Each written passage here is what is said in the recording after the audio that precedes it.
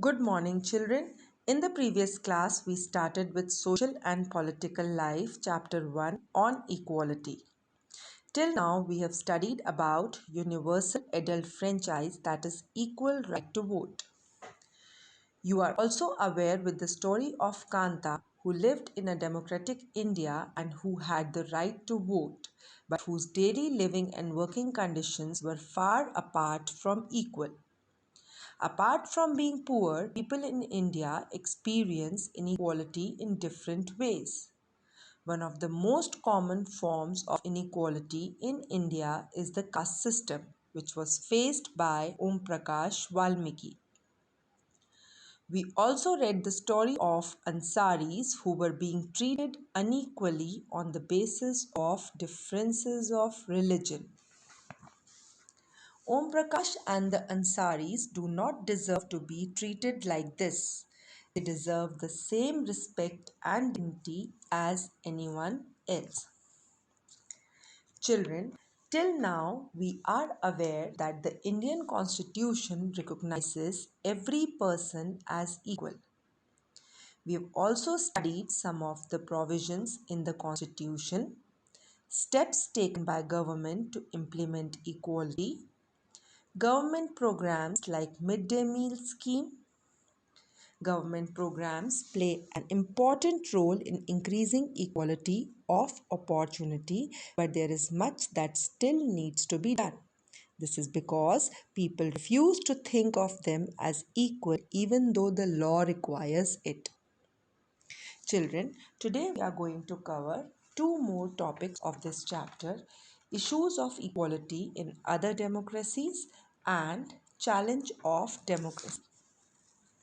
You might be wondering whether India is the only democratic country in which there is inequality and where the struggle for equality continues to exist. Various forms of inequality still exist in many countries all over the world. In the United States of America, the African Americans were subjected to inequalities. After long struggle and agitation against unequal laws and practices led by leaders such as Rosa Parks and Martin Luther King, the Civil Rights Act was passed. According to this act, discrimination on the basis of race, religion, or nationality was prohibited.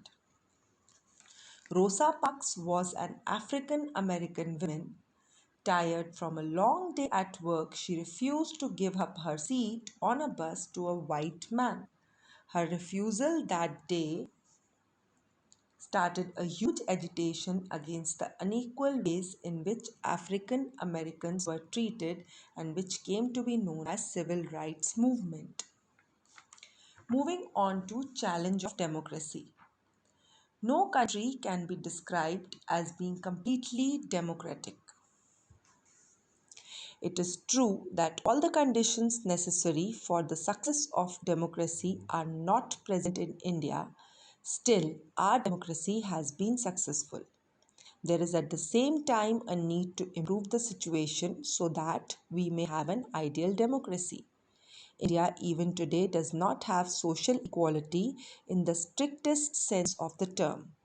We still have a caste-based society. We also have economic disparities.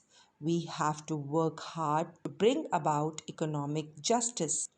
All these challenges must be met with if India is to be called a true democracy. Thank you, children, and have a nice day.